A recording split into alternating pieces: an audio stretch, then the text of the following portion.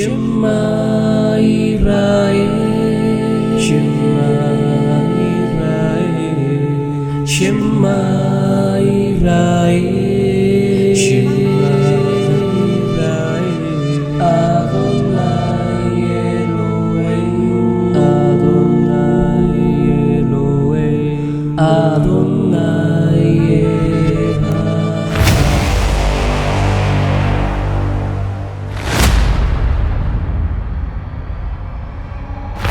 Bienvenidos a Orígenes de nuestra alma, donde la historia y la arqueología se encuentran para resolver paradigmas milenarios, históricos y culturales. Hoy, en Jueves Especial, de nuevo tenemos a nuestro hermano Cristian Ospino, desde la Iglesia de Cristo de Medellín, de Avenida Colombia. Hoy tenemos de nuevo un tema, pues prácticamente vamos apenas a introducirnos, ¿cierto, hermano? En la temática de los padres apostólicos, ¿sí? Los padres apostólicos. Entonces, hoy va a ser un tema súper especial, ¿sí? De la patrística, apenas vamos a iniciar con la patrística. Y nuestro hermano nos va a entregar entonces el primer tema que titula Los Padres Apostólicos, siglo I y siglo II, comienzos del siglo II. Bueno, mi amado, como siempre le he dicho, gracias, hermano, por estar ahí pendiente con nosotros, aportándonos en este canal. Y como siempre digo, entonces, el micrófono es todo suyo, hermano. Bien pueda, Dios le bendiga. Amén. Muchas gracias, mi hermano Carlos. Y bueno, gracias también a todos los que han estado siguiendo este canal y han estado viendo los videos. Y bueno, hay algo que cuando nosotros nos proponemos a estudiar estos temas, a veces lo hacemos mejor dicho, la mayoría de veces lo hacemos de una manera muy, no profundizamos en muchos temas, sino que los vamos tocando así por encimita, porque pues son temas demasiado grandes, ¿cierto? Entonces, pues ahí a medida que va pasando el tiempo, pues, y si Dios nos da la oportunidad, podemos ir profundizando en muchos de los temas que hemos estado hablando. Y tal es el caso de lo que vamos a hablar el día de hoy, de este conjunto de escritos o este conjunto de hombres o autores que redactaron documentos que son muy importantes para la comprensión del cristianismo en los primeros siglos. Tenemos en nuestra Biblia el contenido de la voluntad de Dios para nuestra salvación, ¿sí? Lo que Dios quiere y cómo Dios quiere que nosotros accedamos a esa salvación. Pero de ahí en adelante, podríamos estar diciendo que el año 100 o 105 en adelante, pues no tenemos más datos en nuestras Biblias, ¿no? De qué fue lo que sucedió después, qué personajes fueron relevantes, qué acontecimientos fueron relevantes para que la iglesia llegara hasta nosotros como hoy la conocemos. En alguna ocasión, pues habíamos resaltado el hecho de que la iglesia como hoy la conocemos no es la iglesia como comenzó o en sus orígenes. La iglesia ha venido teniendo una maduración en su fe, una maduración en sus prácticas, y en esa maduración, pues la iglesia ha experimentado muchos obstáculos, muchas adversidades, pero Dios siempre ha estado al tanto de todo esto y ha puesto personas idóneas, personas preparadas para que fueran transmitiendo el mensaje que habían dado los apóstoles. Recordemos pues que el mensaje se transmite, Jesús se lo transmite a los apóstoles y los apóstoles pues más adelante tienen unos discípulos y esos discípulos van a transmitirle ese mensaje a otros discípulos. Entonces de la iglesia se fue desarrollando. Y por eso es importante que nosotros podamos observar y estar atentos a todos esos cambios y a todos esos acontecimientos que le están dando forma a la iglesia tal y como la conocemos en nuestros días. Ok, entonces, vamos a hablar entonces acerca de los padres de la iglesia. Ahí, y cuando hablamos de padres de la iglesia, estamos hablando de un conjunto de documentos que se comenzaron a desarrollar durante el siglo I, comienzos del siglo II y algunos de ellos probablemente hasta mediados del siglo II. Y estos documentos son muy importantes debido a que nos muestran cómo era la vida de los cristianos en estos primeros siglos y cómo fue que la fe se fue transmitiendo de generación en generación y que todos los acontecimientos que rodearon el desarrollo de la iglesia en los primeros siglos. Entonces, a veces nosotros, no a veces, puedo decirlo muy seguramente, que en muchas de nuestras iglesias ignoramos por completo y desechamos por completo el estudio y el aprendizaje de estos personajes de los cuales vamos a estar hablando a continuación. Pues obviamente nosotros la herencia que tenemos en el cristianismo protestante, de la rama protestante, hay un término que se acuñó y pues que lo adoptamos de todas las iglesias y es del de la sola escritura. Eso tiene un sentido, sin embargo, creo que hemos exagerado un poco desde esa perspectiva de la sola escritura y no nos hemos fijado en personajes que en los primeros siglos gozaron de mucha autoridad, de mucha autoridad. Y que precisamente por el hecho de gozar de tanta autoridad, pues sus palabras eran muy importantes y sus palabras eran muy tenidas en cuenta por la iglesia en los primeros siglos. Tanto así que a medida que iba pasando el tiempo, pues eran citados algunos de estos documentos, incluso por la iglesia. Incluso, y lo vamos a ver más adelante, algunos de estos documentos de los cuales vamos a hablar pudieron haber sido leídos en las iglesias en los primeros siglos, pudieron haber gozado de cierta autoridad en las iglesias en los primeros siglos. A medida que fue pasando el tiempo, pues fueron quedando relegados y pues ya se dio paso al canon. Años más adelante se dio paso al canon que nosotros ya conocemos. Sin embargo, pues es una realidad que nosotros no debemos olvidar. Y es que estos personajes gozaron de mucha autoridad durante los primeros siglos. Por lo tanto, de ahí radica la importancia del estudio de estos personajes y de estos documentos, porque nos van a narrar allí no solamente la vida de los cristianos en los primeros siglos, sino también qué hacían, cuáles eran sus costumbres. Entonces, vamos a comenzar con un documento que muy seguramente muchos de ustedes habrán escuchado en algún momento y es el documento de la Didache. Entonces, digamos, es el documento con el cual vamos a comenzar. Ahora, la idea de padres apostólicos fue una idea que se fue acuñando más o menos por allá por el siglo XVII, cuando se comienza a observar y se le comienza a dar una importancia, una relevancia a todos estos escritos, porque no eran cualquier escrito, eran escritos que gozaban de mucha importancia en los primeros siglos y por lo tanto pues comenzaron a ser estudiados e incluso pues la Iglesia Católica dentro de este tema de la tradición los tiene muy en cuenta a todos estos personajes porque precisamente por todo lo que hablaron. Muy bien, entonces, como les decía, vamos a comenzar con el documento probablemente más antiguo que nosotros tenemos dentro de este conjunto de los padres apostólicos. Ahora, también es importante aclarar, padres apostólicos se les llama a ese conjunto de hombres o escritos que surgieron en el primer siglo y hasta el mediados del segundo siglo. Vamos a hablar de algunos son documentos y algunos son personajes, algunos son seudónimos y algunos son anónimos.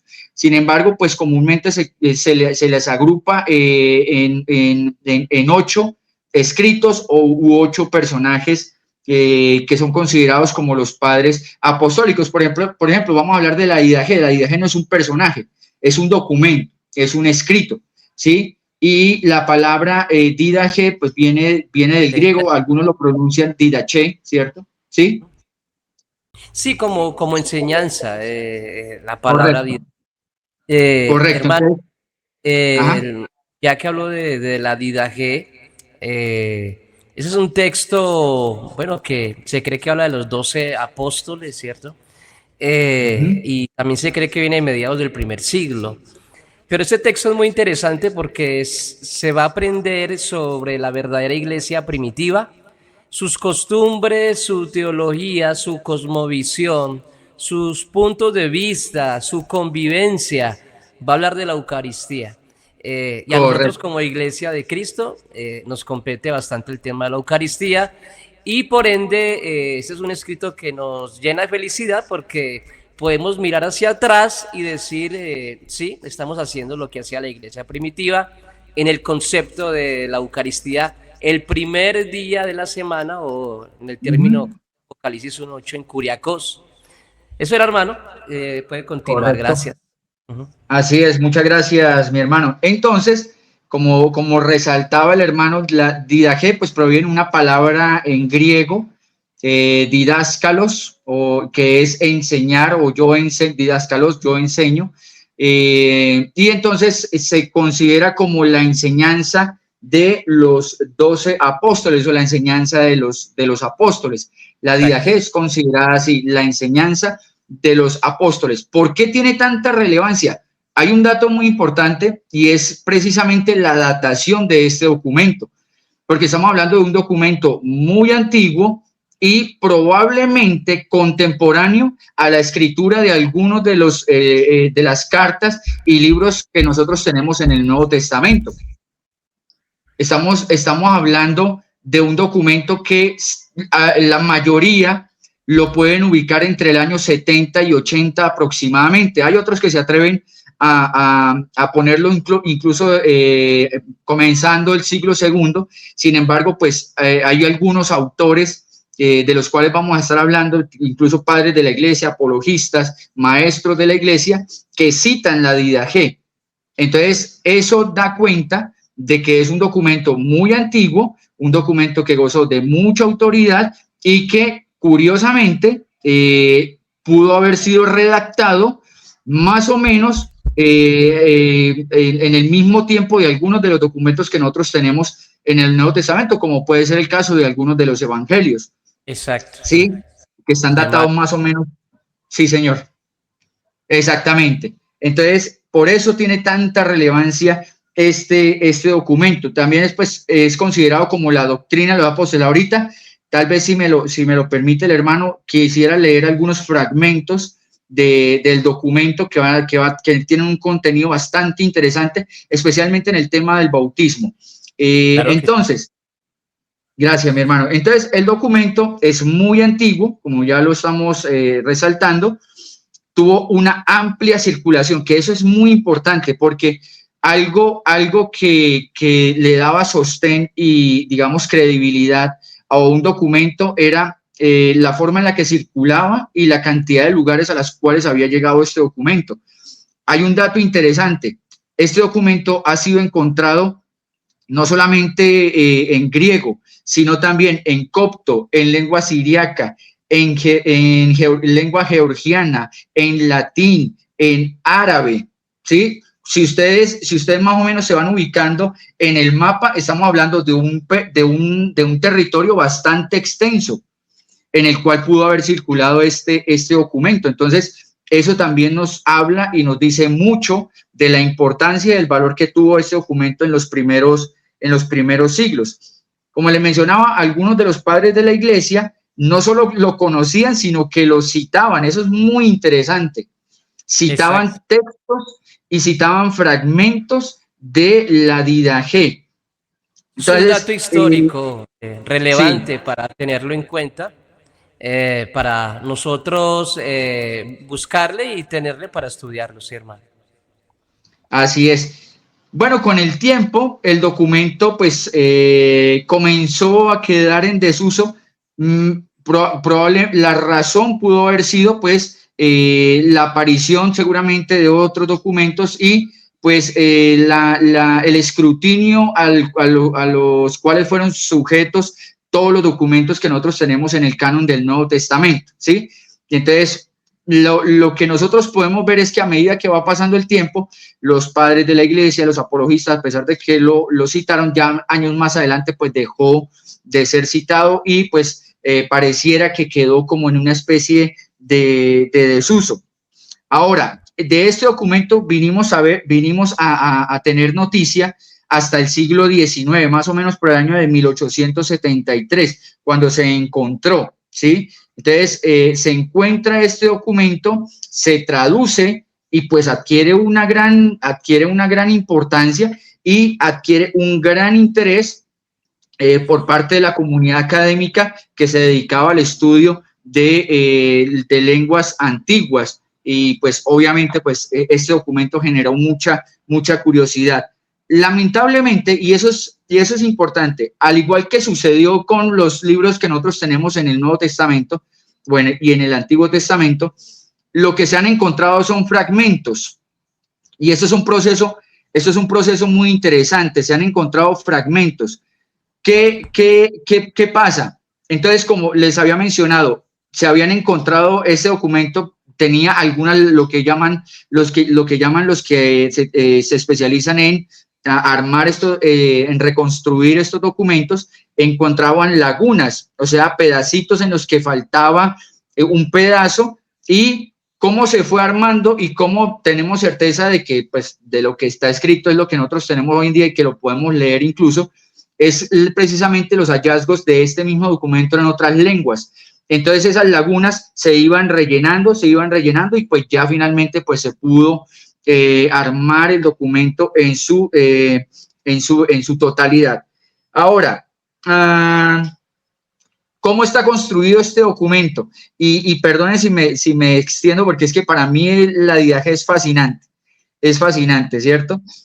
¿Cómo está construido el documento? Bueno, tiene 16 capítulos, está compuesto por 16 capítulos. Los primeros capítulos, que van del 1 al 6, está tratando un tema que era muy recurrente para la época, e incluso un tema muy recurrente en las Sagradas Escrituras, y era el tema de los dos caminos, la opción que le da Dios a los seres humanos de que puedan escoger cuál de los dos caminos quieren andar. Y eso también está muy ligado pues con ese dualismo cósmico, que es una herencia incluso también de los saduceos, que si ellos también profundizaron, y especialmente después los esenios profundizaron mucho en este tema del dualismo cósmico, del bien y el mal, la lucha entre el bien y el mal, la luz y las tinieblas, y todos estos aspectos. Entonces, los dos caminos tienen esa connotación. Hay un camino que lleva al mal y otro camino que lleva al bien, un camino de perdición y un camino de salvación. Entonces es un tema muy recurrente. Después del capítulo 7 al 16, También tiene que ver con... qué pena, Sí, hermanito, también aparece en la carta de Bernabé el mismo tema de correcto, los caminos. Sí. exactamente. Entonces es un tema muy recurrente, ¿no? Incluso, pues, si no estoy mal, creo que el profeta Isaías también trata este tema de los dos caminos, pues que la persona tiene la opción de escoger, ¿no? Bueno, del capítulo 7 al capítulo 16 es muy interesante, y creo que aquí es la base fundamental de la importancia de este documento. Y es que habla acerca de algunas instrucciones en cuanto al culto, lo que mencionaba el hermano Carlos, ¿cierto? En cuanto a la Eucaristía y la organización de la iglesia, que también es muy importante y que va a adquirir, y que va a ser un tema, cuando vayamos avanzando nos vamos a dar cuenta que es un tema que es recurrente dentro de estos escritos y de estos personajes. El tema de la organización de la iglesia era muy importante, y ellos vieron la necesidad de hablar de estos temas porque la iglesia estaba creciendo demasiado, estaba creciendo mucho. Entonces tenía que haber una organización. A veces nosotros o algunos han generado una aversión en cuanto a la organización de la iglesia. Sin embargo, pues nosotros los seres humanos funcionamos de esa manera, ¿sí? Y la iglesia, pues, al estar compuesta por seres humanos, pues también estuvo sujeta a una necesidad de una organización. Y esto fue el hincapié que hicieron varios de los padres de la iglesia en cuanto a cómo debía organizarse precisamente esa comunidad. Entonces, ahora sí, hermanos, voy a leer, si me lo permite, por favor, un fragmento de la Didache. Si ustedes algún día lo buscan, ¿cierto? Es en el capítulo 7, versículos del 1 al 3. También está organizado así. En un comienzo, pues no estaba redactado como pasa con los libros de la Biblia. No estaba organizado por capítulos y versículos. Sin embargo, los que hacen las traducciones hacen estas separaciones para facilitarnos la lectura y poder encontrar el texto pues, que se está buscando. Entonces dice de la siguiente manera, y esto es una instrucción en cuanto al bautismo, y ahorita voy a leer otro fragmento de la Didache que es en cuanto a la Eucaristía, que es muy interesante. Entonces dice así en cuanto al bautismo: acerca del bautismo, bautizad de esta manera, y una instrucción clara de cómo debía ser el bautismo. Dichas con anterioridad todas estas cosas, bautiza en el nombre del Padre y del Hijo y del Espíritu Santo. Otro tema recurrente dentro de los padres de la iglesia, el tema de la Trinidad, ¿cierto? Y un tema que hoy nos debatimos con denominación, especialmente los unicitarios. Aquí, esta fuente histórica, se cae esa doctrina prácticamente. Sí, exactamente. Y a medida que vamos avanzando nos vamos a dar cuenta que era un tema muy recurrente y era una instrucción. Prácticamente era un mandamiento. Más adelante vamos a ver los apologistas, algunos de los apologistas hablan de unos bautismos que se realizaban fuera del ámbito de la iglesia que no estaban correctos. Y una de las características para que el bautismo no estuviera correcto era que no se realizara la fórmula trinitaria, ¿no? Entonces aquí el autor a la Didache pues dice que se bautiza en el nombre del Padre, del Hijo y del Espíritu Santo en agua viva. Cuando habla de agua viva quiere decir un río, o sea, un lugar una mikveh. ¿Señor? Un mitvot, una mikveh, como hacían los judíos. Exactamente. Dice, si no tienes agua viva, bautiza con otra agua.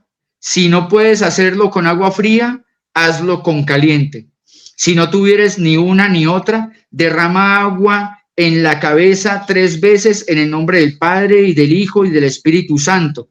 Les estoy citando textualmente la Didache, capítulo 7, versículos del 1 al 3. Ahora, hay que prestarle atención porque todo lo que se escribe tiene un contexto. Entonces, el autor a la Didache vive en un lugar específico, una cultura específica, y hay una instrucción que al final pudiera parecer controversial, y es el hecho de la instrucción que dice que si no hay ninguna de esas otras fuentes de agua que mencionó anteriormente, derrama agua en la cabeza 3 veces el nombre del Padre, el Hijo y del Espíritu Santo, ¿sí? Entonces algunos dicen, mire, sí, el catolicismo entonces por eso bautiza de esa manera. Sin embargo, hay un detalle que nosotros debemos prestarle bastante atención. Todas las circunstancias que se dan es porque esta es la última medida que se toma. ¿Por qué? Muy seguramente en el contexto bajo el cual escribe el autor de la Didache había sequías, había escasez de agua. Y al haber sequía y al haber escasez de agua, pues no se podía dejar de bautizar. ¿Sí? Enfermos también, enfermos en la cama, que hoy en día también, si a usted le toca como evangelista, hermano Cristian, en la Iglesia de Cristo de Medellín, lo llaman y dicen, hay que hacer algo, ya está al borde de morir, usted diría, ¿y qué haríamos? Porque definitivamente si no se pudiese o meter en una, ¿cómo se dice? En una piscina de esas que venden por ahí pequeñas o en un lugar, porque no aguanta la persona, entonces ¿qué haríamos? Entonces yo creo que en esos temas extremos eran para eso. Sí. Exactamente. Y ahora, otra cosa también que es importante de notar acá digamos, en estas instrucciones, es que no tenemos la certeza si lo que estaba haciendo el escritor de la Didache era una instrucción para la iglesia como tal o estaba tratando de sentar bases para el futuro. Son dos de las posibilidades que hay, nosotros no lo sabemos, ¿sí? Entonces, eso en cuanto al bautismo y en cuanto a la Eucaristía que mencionaba el hermano Carlos hace unos instantes, también hay una instrucción muy interesante y la voy a leer. Dice, primeramente sobre el cáliz. Te damos gracias, Padre nuestro, por la santa viña de David, tu siervo, la que nos diste a conocer por medio de Jesús, tu siervo. A ti sea la gloria por los siglos. Luego, sobre el fragmento, te damos gracias, Padre nuestro, por la vida y el conocimiento que nos manifestaste por medio de Jesús, tu siervo. A ti sea la gloria por los siglos. Como este fragmento estaba disperso sobre los montes y reunido se hizo uno, así sea reunida tu iglesia de los confines de la tierra en tu reino, porque tuya es la gloria y el poder por Jesucristo eternamente. Aquí hay un detalle, no sé si lo pudieron notar. Muy bueno. Señor, sí, buenísimo. Hermoso. Es un palabra. Ahora, otra característica que tiene la Didache es que es una escritura muy fina, es un griego muy fino, muy bien elaborado, ¿sí? Entonces, no sé si lo pudieron notar, pero en la Didache, lo primero se hizo la bendición sobre el jugo y después sobre el cáliz, sobre el fragmento, ¿cierto? Aquí el jugo de la vid que nosotros conocemos, ellos lo conocían como el cáliz, que era la copa, ¿sí? Y el fragmento, pues era el pedacito de pan. Entonces, aquí nosotros vemos que en la comunidad, por lo menos, o los que decidieron seguir las instrucciones de la Didache en determinado momento, muy probablemente primero hicieron la bendición sobre el jugo de la vid y después sobre el pan. Yo recuerdo, y esto me llamó la atención porque yo recuerdo mucho en alguna ocasión en una iglesia que yo estuve trabajando, un hermano se equivocó.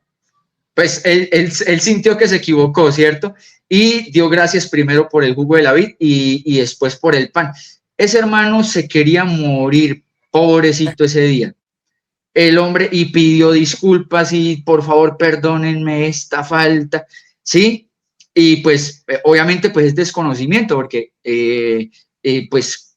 muy seguramente los que decidieron seguir las instrucciones de la Didache en los primeros siglos pues lo hicieron de esa manera. También tenemos datos de que en otras comunidades pues la celebración y el orden iba variando, no necesariamente fue el mismo orden en todas las comunidades, ¿no? Y es algo relativamente bien judío, porque cuando sí, usted correcto. ha estado en un Shabbat o en una fiesta judía, lo primero que se reparte es en el Pesaj, en la Pascua, son las 4 copas de vino y después viene el pan, que son 2 panes, pero primero va el vino. Y creo que hay un texto en el Evangelio, no me acuerdo en cuál Evangelio, que comienza Yo también estoy con el tratando de vino. recordarlo, que comienza con el vino. Me parece que es Mateo, no me acuerdo, pero sí hay empieza con la fórmula del vino, ¿sí? Y kosher. Exactamente, sí. Gracias, mi hermano. Entonces, bueno, para ir finalizando ya, a mí me encanta la Didache, ¿cierto? Yo cuando leí este documento quedé fascinado. Entonces, la importancia de este documento radica en que es una muestra de lo que pudo haber sido las prácticas cristianas en los primeros años de la iglesia. Y cuando hablamos primeros años de la iglesia, estamos hablando de muy temprano en la iglesia, al punto de que circuló contemporáneo a la redacción de otros documentos, pues de los documentos que nosotros tenemos en la Biblia, que son nuestro canon, pues ya establecido y formulado estrictamente, ¿no? Muy bien, entonces para ir avanzando, hay otro personaje que también es muy interesante y vamos a hablar precisamente de Clemente de Roma o Clemente Romano, algunos también lo llaman de esta forma, y posiblemente es una muestra de la transición, y este dato es muy interesante. Que en Clemente Romano es cuando nosotros vamos a comenzar, y eso es algo que se va a ir replicando en los otros padres apostólicos. En Clemente Romano va a comenzar a surgir un sentimiento antijudaizante, ¿sí? Va a comenzar a verse un poco más claro ese tema de esa separación entre el cristianismo, el judeocristianismo y el cristianismo gentil. Y va a ser muy interesante porque más adelante incluso parte de ese sentimiento antijudío motivó a un personaje como Marción a totalmente desestimar el Antiguo Testamento, ¿cierto? Porque decía Marción pues que habían dos dioses, ajá, que habían dos dioses, ¿cierto? Era hereje, exactamente. Que habían dos dioses, ¿cierto? El Dios del Antiguo Testamento y el Dios del Nuevo Testamento, precisamente porque él consideraba que en el Antiguo Testamento Dios... Exacto. Ya que era un demiurgo. Sí, que este Dios tenía unas características diferentes al Dios del Nuevo Testamento, pero bueno, más adelante lo veremos más cuando ya entremos a los apologistas, que ya van a combatir más directamente contra Marción. Entonces, creo, hermano, que en algunos libros de historia, creo que a Clemente Romano lo llaman el primer apologista, en algunos libros, ¿cierto? Sí, sí. Sí, exactamente. Algunas partes de sus escritos son considerados como apologías, ¿sí? Por eso, pues, se dice que es incluso el primer apologista que nosotros tenemos. Ahora, lamentablemente, de Clemente solo conservamos un documento, un escrito que se llamó la Epístola a los Corintios. La Epístola de los Corintios, ¿no? Entonces, ese es el documento y ahorita vamos a hablar más acerca del contenido de este documento. Entonces, Clemente era un judío lo que se cree, lo que se considera, es que Clemente estuvo presente en la predicación del apóstol Pedro en el día del Pentecostés. Dentro de toda la cantidad de personas que estaban presentes ese día de la predicación de Pedro en el Pentecostés, dice que también habían romanos, ¿no? Y pues estos eran romanos o eran personas que venían de diferentes partes del mundo a cumplir con la ley y celebrar ese año, pues, y ir una vez al año al templo en Jerusalén. Y pues allí se encontraron con la predicación del apóstol Pedro. Entonces, algunos pueden llegar a considerar que Clemente Romano fue producto de la predicación del apóstol Pedro el día del Pentecostés y que Clemente Romano regresa a Roma y allí pues establece una comunidad, o por lo menos no sabemos si él solamente o algunos otros que regresaron con él a Roma pudieron haber establecido esta comunidad allá, de la que el apóstol Pablo pues más adelante va a tener contacto y va a tener una interacción y algunos escritos, ¿cierto? Ahora, interesante la formación de Clemente Romano, porque Clemente Romano hace uso de algo que bueno, algunos ya más adelante lo van a comenzar a utilizar de una manera más especializada, pero es lo que nosotros llamamos la retórica griega, ¿sí? Y es ese arte discursivo que tenía como fin convencer. Clemente Romano, pues si bien es cierto, tiene algunos tintes o algunas características de apologista, no lo es estrictamente hablando, porque su escrito pues va a adquirir otra connotación, pero sí llega a utilizar este elemento que es considerado como la retórica griega, y es esa habilidad para tratar de hablar y de convencer, de persuadir a las personas. Él pues era un hombre, se considera que era un hombre culto que años más adelante se convirtió al judaísmo, se convierte al judaísmo, va a Jerusalén, ¿cierto? A celebrar pues a la Pascua, fiestas, ¿sí? Y exactamente, las fiestas, y después regresa ya convertido al cristianismo como un judeocristiano, regresa a Roma. Y en Roma pues nosotros sabemos que habían muchos judíos procedentes de Oriente, pues que tenían habla griega, razón por la cual pues Clemente también escribe en griego, sus escritos pues también están en griego. Priscila y Entonces, como ya les... Aquila también venían de Roma en toda esa revuelta de Claudio, ¿no? Correcto, Ahí fue el encuentro exacto, Con Pablo en su trabajo de hacer carpas, se eh, encontró a parejitas. Y venía así de Roma, es, venían de Roma exactamente. sí. Entonces, esta carta que yo les mencionaba, que se llama la Epístola a los Corintios, es una especie de carta como de iglesia a iglesia. Es como la idea que quiere dar Clemente Romano es como que la iglesia en conjunto está transmitiéndole un mensaje a la iglesia que está en Corinto, ¿no? Entonces, en la carta, y esto es muy interesante, y hay alguna leyenda, o puede ser cierto, no sé, y es en cuanto al contenido de la carta tiene muchas características parecidas a las cartas del apóstol Pablo precisamente a la iglesia en Corinto, que dan razón de que Clemente Romano tenía mucho conocimiento de la situación en Corinto y de los problemas, de los mismos problemas que abordó el apóstol Pablo en la primera y en la segunda carta a los Corintios, es mucho de lo que esto Clemente también trata en su epístola a los Corintios, ¿no? Razón por la cual, pues, podríamos nosotros creer que la situación en Corinto, pues, había persistido y que las palabras del apóstol Pablo probablemente no habían sido acogidas como el apóstol Pablo pudo haber querido.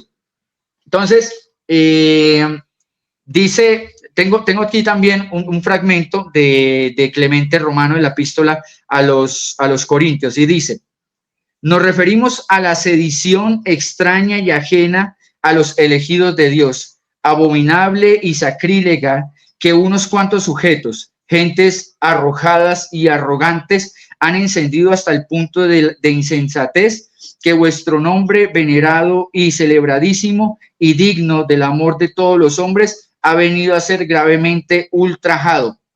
¿Sí? Entonces, está hablando de una situación que persiste probablemente en la iglesia de Corinto y que es prácticamente lo mismo que el apóstol Pablo está hablando si ustedes han leído la primera y la segunda carta a los Corintios, ¿no? Ok, muy bien. Entonces, vamos a ver si, bueno, sí, y también una parte de este documento está dirigida a la organización de la iglesia. Y bueno, entonces en la organización de la iglesia, nosotros vemos que habla acerca de unos líderes, ¿sí? Que son los sucesores de los apóstoles. Después de estos líderes, y está hablando de una jerarquía, y hay que tener cuidado con la palabra jerarquía, porque nosotros pues hemos malinterpretado el término o la idea de jerarquía, ¿no? Como el que manda o el que tiene la última palabra, y probablemente no es la idea de Clemente Romano. Luego habla de unos inspectores y ministros, que puede estar haciendo una referencia a obispos y diáconos en la comunidad de Corinto. Y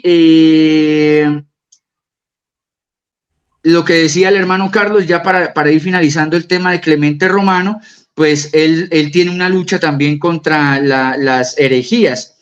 Ya para la época de escritura de Clemente Romano, pues ya comenzaron a surgir ciertas herejías, especialmente y muy seguramente la más fuerte de todas fue el tema del gnosticismo, ¿no? Aunque no fue lo único, pero sí era muy fuerte en ese sentido. Entonces, él lucha contra las herejías y en la segunda epístola de Clemente a los romanos, que es otro texto, es más una homilía, es como un discurso para la iglesia con un tinte de exhortación, ¿sí? Ya no es tanto unas instrucciones, sino más bien una exhortación para la iglesia. Pero aquí hay una cuestión que hay que tener cuidado. La carta es atribuida a Clemente Romano, es una epístola a los romanos, ¿cierto? Sin embargo, pues podríamos nosotros estar hablando de que estamos al frente de un seudónimo, alguien que escribe en nombre de Clemente Romano y dirige esta carta a los romanos. Y aquí la idea de que él lucha contra las herejías es precisamente porque algunos cristianos habían creído que la carne era mala y que solamente importaba el espíritu. ¿Cuál era el resultado de eso? Que la gente le daba rienda suelta a la carne, porque al fin y al cabo, pues ellos decían, bueno, la carne, cierto, no tiene nada que ver y no tiene ninguna injerencia en la salvación, y por esta razón, pues comenzaron precisamente a tener algunos comportamientos, pues que se alejaban de la enseñanza precisamente de los apóstoles. Y ese es un concepto, permítame hermano un momentico, usted me hizo recordar de ese concepto gnóstico, porque al ellos creer que el Dios del Antiguo Testamento es un demiurgo creado, ellos creen que él creó la materia, ¿cierto? Y dentro de la materia está el universo y está también nuestros cuerpos. Entonces por eso es que ellos ven el cuerpo como algo pecaminoso, porque el que creó el cuerpo es pecaminoso, es un Yaldabaoth en el nombre de la pistisofía, que es la herencia gnóstica, la Biblia gnóstica, se habla sobre el nombre de Yaldabaoth, que es el mismo Dios, entre comillas, del Antiguo Testamento. Entonces, esa es la base de ellos para decir de que el cuerpo proviene de algo malo, en este caso del creador de un demiurgo. Entonces, eso es un suceso totalmente gnóstico que se fue infiltrando poco a poco en la iglesia, hermano. Gracias. Puede continuar. Así es. Voy a finalizar pues con Clemente Romano, porque ya creo que no nos da para los otros personajes, pero aquí hay un fragmento que me llama mucho la atención de los escritos de Clemente Romano, y es en cuanto al tema de la caridad y de la benevolencia y de la misericordia con el prójimo, que también es un tema que más adelante otros escritores van a ser muy recurrentes, lo que nos va a dar a nosotros la idea de que la iglesia en los primeros siglos hizo un alto énfasis en estos temas. Hoy en día, pues nosotros hemos estado enfocados más en una apología de nuestra costumbres, de nuestras prácticas religiosas, de la doctrina, y hemos abandonado un poco ese tema que también fue importante para la iglesia en el primer siglo. Dice así: la caridad no fomenta la extinción, la caridad no es sediciosa, la caridad lo hace todo en concordia. En la caridad se perfeccionan todos los elegidos de Dios. Linda palabra. Sin caridad nada es agradable a Dios. En caridad nos acogió a nosotros el Señor. Por la caridad que nos tuvo, Jesucristo, nuestro Señor, dio su sangre por nosotros en voluntad de Dios, y su carne por nuestra carne, y su alma por nuestras almas. Eso hermoso. Es otro. Bonito. Sí, muy, muy hermoso. O sea, uno se ha perdido, hermano, y lo digo con toda propiedad, porque nos hemos perdido de un tesoro hermoso que hay en los escritos de estos personajes, en estos documentos tan importantes, que son muy importantes por el hecho de que eso era lo que hacía la iglesia en el primer siglo, en los primeros siglos.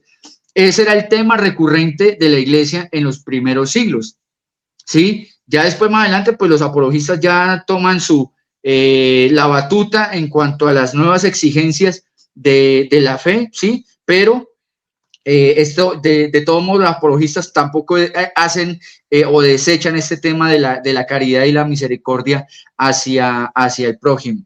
Entonces, bueno, creo que vamos a quedar ahí para una próxima ocasión, para poder hablar del resto de los padres apostólicos. Ok, hermano, de verdad demasiado agradecido con usted. Creo que nos va a tocar hacer varios videos, varias secciones, y eso es lo que estamos buscando, porque queremos profundizar en cada padre, en este caso de la iglesia, ¿cierto?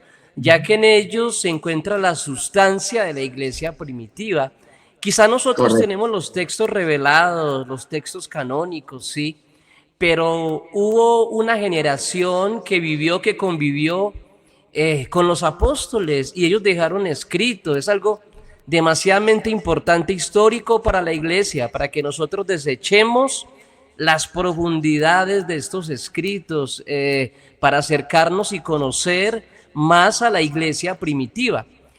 Nosotros como Iglesia de Cristo definitivamente tenemos la costumbre de decir, somos la iglesia primitiva, venimos del año 33 después de Cristo, pero me hago la pregunta, ¿y por qué no leemos este tipo de documentos?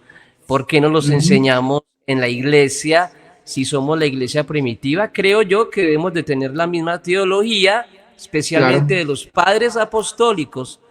Luego, cuando lleguemos a la escuela de Alejandría, si Dios nos permite, mi amado, ahí podemos mirar las diferencias teológicas que había entre los padres de la iglesia, en este caso los padres apostólicos, y los padres griegos y latinos que correcto. llegaron posteriormente a conformar Ujú, lo que se llama Iglesia Católica Romana en manos de Agustín, en manos de Eusebio, pero tenían ujú, posturas muy diferentes a los de los padres de la sí, iglesia.